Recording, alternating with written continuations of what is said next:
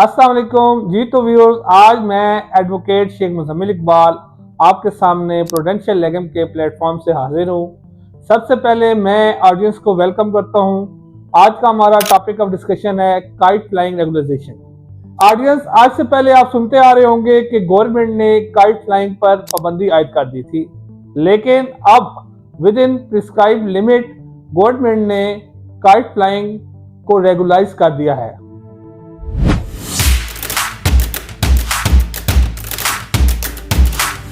Kite flying को एक तरफ तो खूनी खेल समझा जाता है जो बहुत सारी अमवात का सबब बनता है, तो दूसरी तरफ काइट फ्लाइंग को आज से कुछ अर्सा कबल as a culture, as a festival मनाया जाता था। पंजाब हुकूमत ने बहुत अच्छा इनिशिएटिव लिया है कि काइट फ्लाइंग को रेगुलराइज करने जा रहे हैं, क्योंकि जो कौमें अपने कल्चर को याद रखती हैं वही जिंदा कौमें रहती हैं। जो कौमें अपने कल्चर को भूल जाती है वो सफाई हस्ती से कौमें मिट जाती हैं। तो जो पंजाब हुकूमत ने ऑर्डिनेंस जारी किया है, तो हमें इसी प्रिस्क्राइब लिमिट में रहते हुए काइट फ्लाइंग के फेस्टिवल को सेलिब्रेट करना चाहिए। तो ऑडियंस, आज के हम इस सेशन में कवर करेंगे काइट फ्लाइंग के ओरिजिन को, हिस्ट्री को और काइट फ्लाइंग के रेगुलाइजेशन के प्रोसीजर को। इन टॉपिक्स पर डिस्कशन करने के लिए हमारे साथ मौजूद हैं एडवोकेट इस्लाम मुबारक शाह साहब। अस्सलाम वालेकुम सर। सर, आज आप हमारे व्यूअर्स को ये बताएं कि काइट फ्लाइंग का हिस्टोरिकल बैकग्राउंड क्या है और कब से ये आसमानों की जिन्नत बने हुए हैं। Kite flying ordinance 2025 Punjab government का एक बहुत ही अच्छा इनिशिएटिव है। अब काइट फ्लाइंग जैसे फेस्टिवल को हम दोबारा सेलिब्रेट करते आपको नजर आएंगे, ऑल दो कि वो with in their prescribe limit होगा। जो गवर्नमेंट ने अपने इस ऑर्डिनेंस में एक लिमिट प्रिस्क्राइब कर दी है, उस लिमिट से बाहर नहीं जा सकते, लेकिन अगर उस लिमिट में रहते हुए हम इस फेस्टिवल को इंशाल्लाह दोबारा आप सबको सेलिब्रेट करते हुए नजर आएंगे। शेख साहब, जो आपका क्वेश्चन था कि इसका ओरिजिन क्या है, तो 200 BC एक चाइनीज जनरल हैन हिसन था, वो अपने आर्मी की यूनिट्स को मेजर करने के लिए काइट्स का यूज करता था। फिर उसके बाद आप देखें तो अर्लियर 13th सेंचुरी में कोरिया में, जापान में, इंडिया में और मिडल ईस्ट में काइट इंट्रोड्यूस हो चुके थे, और लेट 13th सेंचुरी में यूरोप के अंदर भी काइट इंट्रोड्यूस हो चुके थे।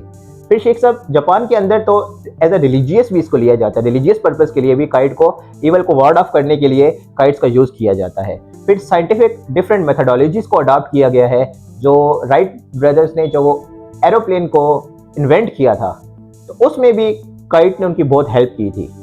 इलेक्ट्रिसिटी जनरेशन के अंदर कंप्यूटेड काइट्स को यूज किया जाता है। काइट्स का अगर आप पर्पस देखें और काइट्स का ओरिजिन देखें, तो ये 200 BC कबल काइट का ओरिजिन स्टार्ट होता है। तो फिर उसके बाद 13th सेंचुरी में ये मुख्तलिफ ब्राज़मों तक पहुंच जाता है, और उसके बाद चलते चलते आज तक काइट फ्लाइंग को एज अ फेस्टिवल मनाया जा रहा है। सर, आपने कहा है कि काइट फ्लाइंग को एज अ फेस्टिवल मनाया जाता है, तो आप हमारे व्यूअर्स को बताएं कि काइट फ्लाइंग का दुनिया में सबसे बड़ा फेस्टिवल कहाँ होता है। शेख साहब, इंडिया फेमस है सबसे बड़े काइट फ्लाइंग फेस्टिवल के लिए। इंडिया में गुजरात में जनवरी में एक सबसे बड़ा फेस्टिवल काइट फ्लाइंग का हेल्ड होता है। वो जो उनका एक रिलीजियस फेस्टिवल होता है जिसको मकरान संक्रांति कहते हैं, उसके साथ इसको रिलेट किया जाता है, और उसमें पूरी दुनिया से सयाह आते हैं और इस काइट फ्लाइंग के फेस्टिवल को एंजॉय करते हैं। Sir, the Punjab regulation of kite flying ordinance 2025 में मैन्युफैक्चरर, ट्रेडर्स और सेलर्स के लिए जो नई नई पॉलिसी मुतारिफ करवाई गई हैं, वो कौन कौन सी हैं। शेख साहब, जो इस ऑर्डिनेंस का सेक्शन 5 है, अगर आप सेक्शन 5 को पढ़ें तो सेक्शन 5 कहता है नो मैन्युफैक्चरर, ट्रेडर और seller of permissible kite flying material shall manufacture, trade or sell such material unless he is registered with the concerned deputy commissioner or is authorized officer on payment of such fee as a manner prescribed by the law। अब जो traders है या manufacturer है, वो material तब तक नहीं बना सकता जब तक वो अपने आप को रजिस्टर्ड ना करवाए कंसर्न डिप्टी कमिश्नर के पास, और इसकी एक स्पेसिफाइड फीस है। जो नोटिफिकेशन आएगा तो उसमें इस फीस की जो स्केड्यूल होगा वो भी मौजूद होगा। और दूसरी बात यह है कि जो सब सेक्शन 1 के मुताबिक जिस मैन्युफैक्चरर को, जिस ट्रेडर को इजाजत मिलेगी, वो फिर कॉटन थ्रेड जो है ना, कॉटन थ्रेड को और जो प्रिस्क्राइब मटेरियल काइट फ्लाइंग का उस नोटिफिकेशन में मौजूद होगा, वो सिर्फ वो सेल करने की इजाजत रखता है।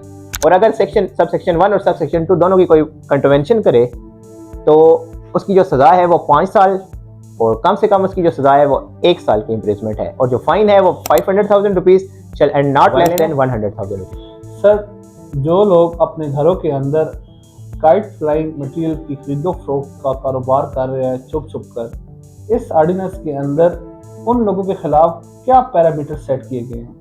शेख साहब, इस ऑर्डिनेंस के अंदर एक टर्मिनोलॉजी यूज़ की गई है जिसको विसल ब्लोअर कहते हैं।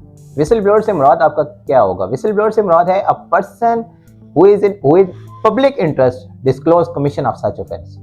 आप कह रहे हैं जो चोरी छुपे मतलब काइट फ्लाइंग मटेरियल का जो कारोबार कर रहे हैं उनके लिए एक तो ये है कि पुलिस को जो नॉलेज कहाँ से आएगा, उसके लिए एक टर्म है whistle blowers. Whistle blowers for public interest disclose करेंगे कि ये ऑफेंस कहाँ कहाँ पे कमिट हो रहा है। सर, आपने जो टर्म यूज की है विसल ब्लोअर स्टेट को इंफॉर्मेशन प्रोवाइड करता है कि काइट फ्लाइंग मटेरियल कहाँ बन रहा है, कहाँ इसकी खरीदो फरोख्त की जा रही है। तो विसल ब्लोअर को इसके इवज क्या कोई इनाम या इसकी कोई एप्रिसिएशन की जाएगी? जी हाँ शेख साहब, आपने बिल्कुल ठीक कहा है।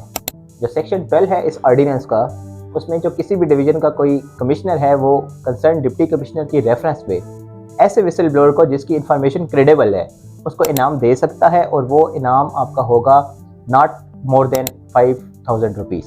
जी तो सर, आप हमारे व्यूअर्स को ये बताएं कि the Punjab regulation of kite flying ordinance 2025 आने के बाद अब हमें मजीद कितना अर्सा और इंतजार करना पड़ेगा काइट फ्लाइंग के फेस्टिवल को सेलिब्रेट करने के लिए?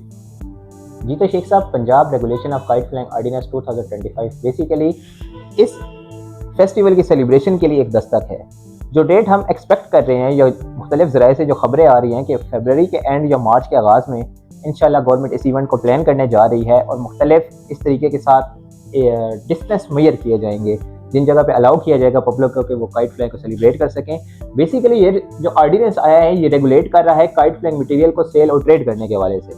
अब कुछ नोटिफिकेशन गवर्नमेंट की तरफ से पेंडिंग है, जब वो नोटिफिकेशन आएंगे जिनकी इजाज़त इस ऑर्डिनेंस में भी दी गई है तो वो नोटिफिकेशन ज़्यादा वाज़ेह करेंगे कि कौन सी डेट हुकूमत फरवरी या मार्च की कौन सी डेट देती है जिसमें हमें यह अंदाज़ा हो सकेगा कि इस तारीख को हम इस फेस्टिवल को सेलिब्रेट कर सकते हैं। जी तो व्यूअर्स, आज के अपने सेशन में हमने डिस्कस किया the Punjab regulation of kite flying ordinance 2025, जिसमें हमने ये देखा कि काइट फ्लाइंग को एक तरफ तो शैतानी खूनी खेल समझा जाता है तो दूसरी तरफ as a culture, as a festival celebrate किया जाता है। अब हमने देखना यह है कि कानून के दायरे कार में रहकर इस खेल को हमने as a festival, as a culture celebrate करना है या शैतानी खूनी खेल खेल कर हमने कानून की वायलेशन करनी है। मैं समझता हूं कि कानून की पासदारी करके हमें एक अच्छा और जिम्मेदार शहरी होने का सबूत देना चाहिए। तो इसके साथ ही हमें दीजिए इजाजत। अपनी कीमती राय से कमेंट सेक्शन में जरूर आगाह कीजिएगा।